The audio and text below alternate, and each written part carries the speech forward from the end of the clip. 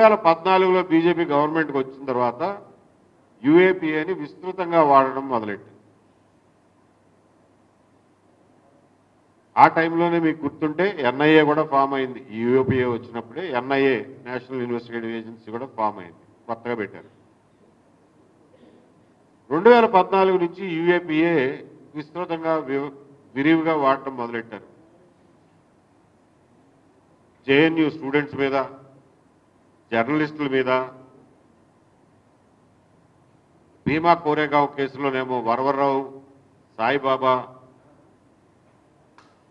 ఇంకొక ఆయన ముసలాయన చనిపోయారు, ఆయన స్టాన్లీ, ఫాదర్ స్టాన్లీ మీద, ఇట్లాంటి వాళ్ళందరి మీద కూడా పెట్టారు.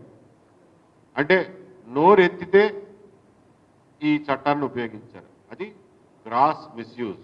ఆ చట్టం యొక్క ఉద్దేశం అది కాదు, దుర్వినియోగం ఇదంతా. అయినప్పటికీ కూడా కోర్టులు కూడా ఎందువల్లనో చూసి చూడనట్టుగా పోయినాయి. సంవత్సరాల తరబడి వీళ్ళందరూ జైళ్లలో మగ్గారు. వరవరరావు గారిని ఈ రోజుకి కూడా బొంబాయి విడిచిపెట్టి హైదరాబాద్ వచ్చే పరిస్థితి లేదు ఆయనకి.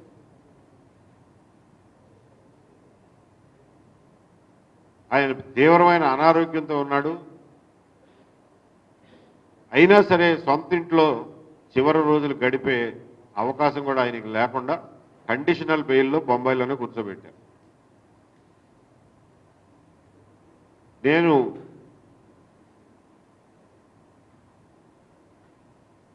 సిఎఫ్ఎల్గా, సెంటర్ ఫర్ లిబర్టీగా, లిబర్టేరియన్స్గా, స్వేచ్ఛావాదులుగా, వ్యక్తి స్వేచ్ఛావాదులుగా, పెట్టుబడిదారీ విధానం సమర్థకులుగా మేము కమ్యూనిజాన్ని ఒక ఐడియాలజీగా, ఒక భావవాదంగా,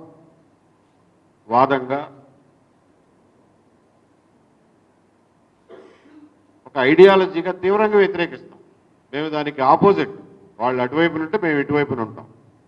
అయినప్పటికీ కూడా మావోయిస్టులు కానివ్వండి, కమ్యూనిస్టులు కానివ్వండి, క్యాపిటలిస్టులు కానివ్వండి, సెంట్రిస్టులు కానివ్వండి, ఎవరినైనా సరే వ్యక్తులుగా గౌరవిస్తాం, వ్యక్తుల హక్కుల్ని గౌరవిస్తాం, వ్యక్తుల హక్కులు రక్షింపబడాలి అని చెప్పి నినదిస్తాం.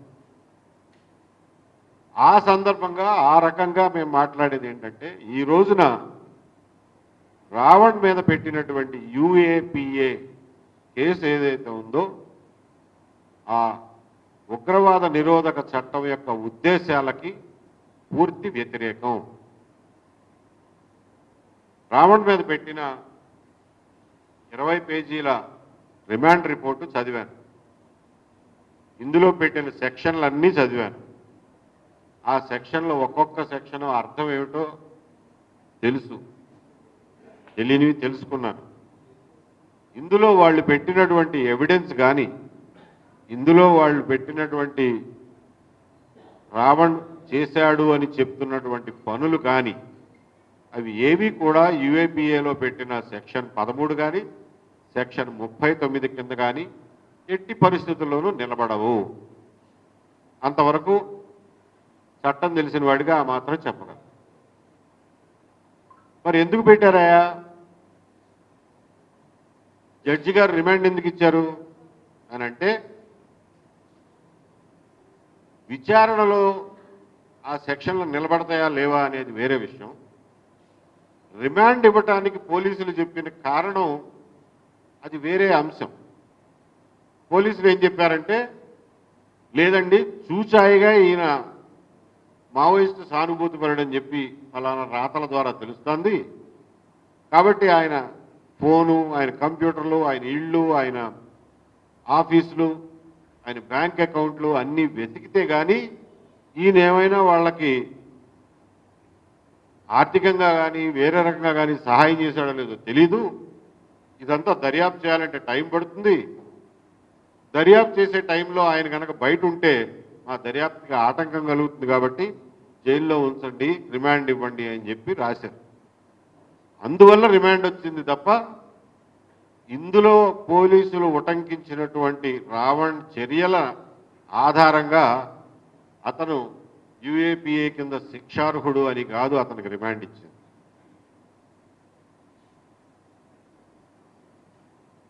ఇక వీళ్ళు రిమాండ్ రిపోర్ట్లో ఉటంకించినటువంటి 2 ముఖ్యమైన విషయాల గురించి మాట్లాడతాను. ఒకటి, రావణ్ 10 నిమిషాల వీడియోకి వాయిస్ ఓవర్ ఇచ్చాడు.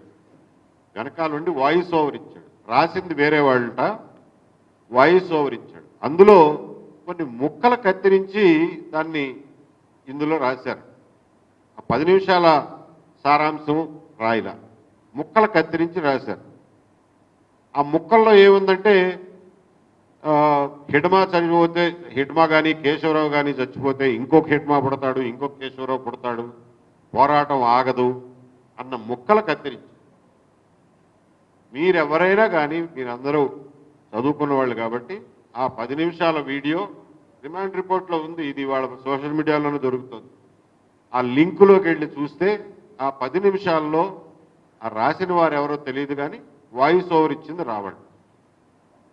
అందులో చూస్తే పురాతన కాలంలో స్పార్టకస్ దగ్గర నుంచి ఇవాళ హిడ్మా వరకు అన్యాయానికి వ్యతిరేకంగా, అణచివేతకు వ్యతిరేకంగా పోరాటాలు జరుగుతూనే ఉంటాయి. అందులో ఒకడు స్పార్టకస్ కావచ్చు, ఇంకొకడు ఇంకొక పేరుతో రావచ్చు, ఇంకొకడు భగత్ సింగ్ కావచ్చు, ఇంకొకడు హిడ్మా కావచ్చు, ఇంకొకడు కేశవరావు కావచ్చు.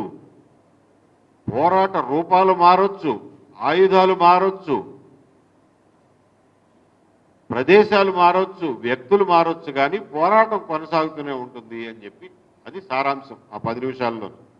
అందులో ఎక్కడా కూడా నేను మావోయిస్టు సానుభూతి పరుండనో, లేకపోతే మావోయిస్టుల్లో చేరండి అని చెప్పి పిలుపునివ్వడమో, లేకపోతే మావోయిస్టులకు నేను సహాయం చేస్తున్నానని చెప్పడమో, అసలు ఈ సెక్షన్ 13, 39కి సంబంధించిన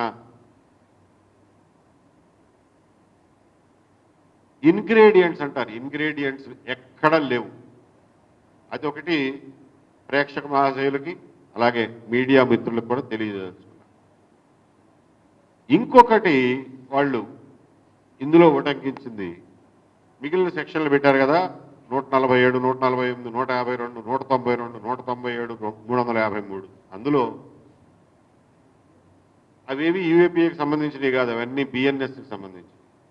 సరే, యూఏపీఏకి సంబంధించి అయితే ఇందులో మెటీరియల్ లేదు అనేది మేము చెప్పగలం. లేదు, రేపు పొద్దున ఇన్వెస్టిగేషన్లో మేము ఏదో తెస్తాము అని అంటారా, సరే, దానికి మేమే కాదనలేము, అవునలేము. పోతే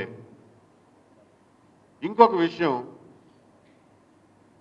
హిందూ మతాన్ని కించపరిచే విధంగా, సనాతన ధర్మాన్ని కించపరిచే విధంగా ఇతను మాట్లాడాడు అని చెప్పి కొన్ని ముక్కలు ఇందులో ఉదహరించారు. ఆ వీడియో ఎక్కడ దొరుకుతుందా అని చూస్తే అది ఇవాళ